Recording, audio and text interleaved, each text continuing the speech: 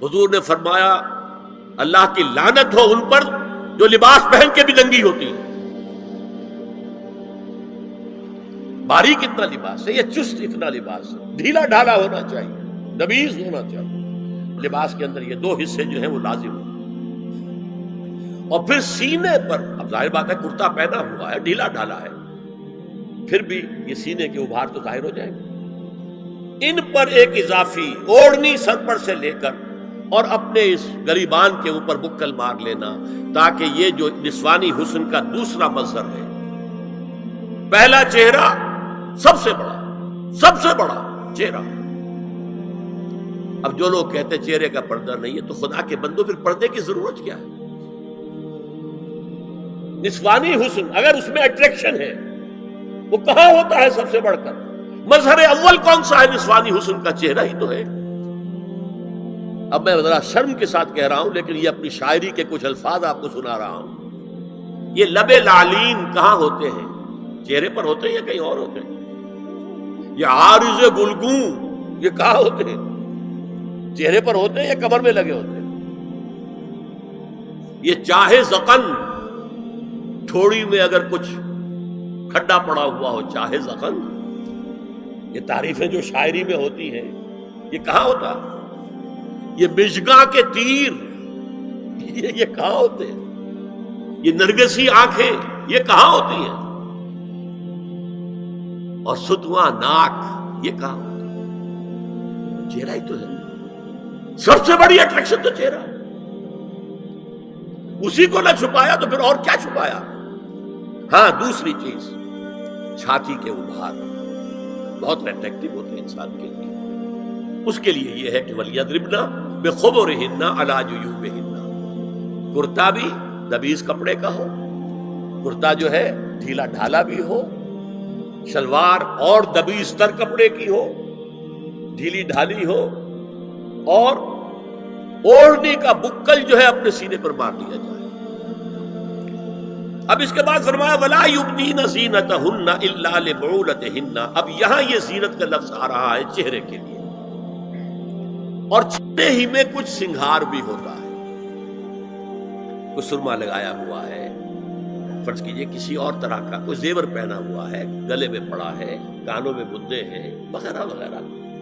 یہ زینت چہرہ اور اس کے ساتھ کوئی بناؤ سنگھار کا معاملہ, جس کی کہ حضور صلی اللہ علیہ وسلم نے تلقین کی ہے. عورت کو گھر میں بن سور کر رہنا چاہیے, شوہر کے لیے اٹریکٹیو رہنا چاہیے. خاص طور پر شوہر جب آنے والا ہے شام کو دفتر سے, اس وقت عورت جو ہے بن سور کر رہے ہیں. اس لیے کہ اصل مقصد کیا ہے؟ جتنی بھی انسان میں سیکشول انرجی ہے وہ مرکوز رہے شوہر اور بیوی کے درمیان. یہ فلسفہ ہے, ادھر ادھر نگاہ جائے نہ. جتنا یہ bond of love in spouses کے درمیان مضبوط ہوگا, اتنا ہی خاندان کا ادارہ مضبوط, صحت مند اور اگلی اولاد کی تربیت کے لیے مثبت ماحول. اب ان کے لیے کہا گیا کہ چہرے کی زینت, اور چہرے کے اوپر اگر کوئی بناؤ سنگھار ہے, زیور ہے, تو اس کی زینت نہ ظاہر کریں. مگر اب یہ یہاں تفصیلی آئی ہے, جو محرم ہے ان کی تفصیل, اور میں بیان کر چکا ہوں. محرم وہی ہے صرف جن سے کبھی کسی حال میں شادی نہیں ہو سکتی.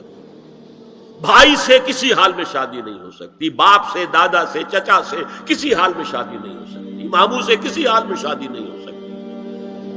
ہاں چچا کے بیٹے سے ہو سکتی ہے, وہ نامحرم ہے. ماموں اور خالہ کے بیٹے سے ہو سکتی ہے, وہ نامحرم ہے. تو فرمایا کن کے سامنے ظاہر کر سکتی ہے؟ الا لبعولتہن, سب سے بڑھ کر تو شوہر, او آبائہن, اور یہ آپ نے باپ. اچھا باپوں میں نوٹ کیجیے, باپ حقیقی ہو, اخیافی ہو, اللاتی ہو یا رضاعی ہو, یہ چاروں قسم کے باپ اس میں شامل ہیں. جس عورت نے دودھ پلایا تھا اس کا شوہر بھی باپ بن گیا. او آبائے بعولتہن, اپنے شوہروں کے باپ, یا ابنائہن, ان کے اپنے بیٹے. بیٹوں میں بھی آئیں گے چاروں, اللاتی, اخیافی, عینی اور رضاعی. او ابنائے بعولتہن, اور اپنے شوہروں کے بیٹے، ہو سکتا ہے شوہروں کی اور بیویاں بھی ہوں تو ان کے بیٹے بھی، جو ستیلے بیٹے ہیں وہ بھی محرم، ان سے کسی شکل میں کبھی شادی نہیں ہو سکتی۔ او اخوانہن، یا ان کے بھائی، او ابنائہن، یا اپنے بیٹے، او ابنائے بعولتہن، یا اپنے شوہروں کے بیٹے، او اخوانہن، یا اپنے بھائی، او بنی اخوانہن، یا اپنے بھائیوں کے بیٹے، او بنی اخواتہن، اپنا بھتیجا، شوہر کا بھتیجا نہیں، اپنا بھتیجا محرم ہے، اپنا بھانجا محرم ہے، شوہر کا بھانجا محرم نہیں ہے۔ او نسائہن، یا ان کی عورتیں، اپنی عورتیں، جان پہچان کی عورتیں۔ ہر عورت بھی محرم نہیں ہے، نوٹ کر لیجئے، نسائہن۔ عورتیں بڑی بڑی قطامائیں ہوتی ہیں، وہ کیا کیا فتنے اٹھاتی ہیں، آتی ہیں گھروں کے اندر، کیا ذریعہ بنتی ہے پھر پیغام رسانی کا، اور خرابی پیدا کرتی ہیں۔ اور اس میں کمال ہے جو مجھے واقعہ سنایا پروفیسر یوسف سلیم چشتی مرحوم نے سر سید احمد خان کے بارے میں۔ اب وہ زمانہ یاد کیجیے سر سید کا، ابھی انگریزی حکومت باقاعدہ جو ہے وہ ملکہ وکٹوریہ کی شروع ہوئی ہے، روب کتنا ہے انگریز کا، اور لیفٹیننٹ گورنر جو ہے یو پی کا وہ کہتا ہے سر سید احمد خان سے کہ ہماری میری بیگم آپ کے اہلیہ سے، آپ کے گھر والیوں سے ملنا چاہتی ہے۔ سر سید نے جواب دیا، ہماری عورتوں کا اجنبی عورتوں سے بھی پردہ ہے، ہماری عورتیں آپ کی بیگم سے نہیں مل سکتی۔ میرا سر جھکتا ہے۔ او ما ملکت ایمانہن، یا جو ان کے داہنے ہاتھوں کی ملکیت ہو، باندیاں، غلام۔ اس میں عرض کر چکا ہوں کہ اس میں کافی اختلافات ہیں۔ یہ بھی ہے کہ اس سے مراد صرف باندیاں ہیں، غلام مرد نہیں، یہ بھی ہے کہ مرد بھی ہے، اور یہ بھی ہے کہ مرد جب تک کہ وہ بالغ ہو۔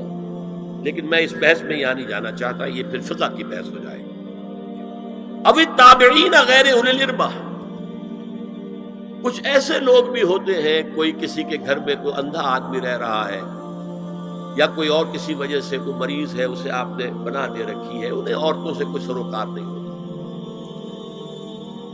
اب الطفل الذین لم یظہروا علی عورات النساء، یا وہ بچے کہ جن پر ابھی عورتوں کے پوشیدہ حالات واضح ہی نہیں ہے، پتہ ہی نہیں ہے انہیں، ابھی انہیں جنس کا کوئی احساس ہی نہیں۔ یہ ہے فہرست جو دی گئی ہے کہ جن کے سامنے عورت کھلے چہرے کے ساتھ اور اپنی جو اضافی زینت بھی ہو، کوئی زیور وغیرہ یا کوئی بھی سرما وغیرہ ڈالا ہوا ہے، یا کوئی سرخی کوئی لگائی ہے معمولی سی، تو اس کے ساتھ آ سکتی ہے۔ اور یہ وہ رشتے ہیں کہ جن سے کسی حالت میں بھی نکاح نہیں ہو سکتا، لہذا وہ ذہن ادھر جاتا ہی نہیں ہے، نارمل آدمی کا ذہن ادھر جائے گا ہی نہیں۔ ہم رہ رہے ہیں کہ اب نارمل فضا کے اندر، جس کو میں نے کہا انسیسٹ بڑھتا جا رہا ہے، اس کی مثالیں ہمارے معاشرے کے اندر بڑھتی چلی جا رہی ہیں۔ وَلَا يَضْرِبْنَ بِأَرْجُلِهِنَّ لِيُعْلَمَ مَا يُخْفِينَ مِنْ زِينَتِهِنَّ، اور چلتے ہوئے اپنے پاؤں زور سے نہ مارے کہ ان کی زینت ظاہر ہو جائے۔ اگر کوئی پازیب پہنی ہوئی ہے، کوئی جھنجھنو وغیرہ ہے، تو اب اگر پاؤں مار کر چلے گی تو خام خواہ ذہن جائے گا بیٹھے ہوئے کا کہ کوئی خاتون جا رہی ہے، پلٹیں گے، دیکھیں گے، نگاہ دیں گے۔ یہاں تک اس کے علاوہ یہ بھی ہے، تعطر کے بارے میں فرمایا ہے کہ اگر عطر لگا کر کوئی عورت گھر سے نکلی ہے، اذا استعارت المرأة فمرت على القوم ليجدوا ريحها فهي كذا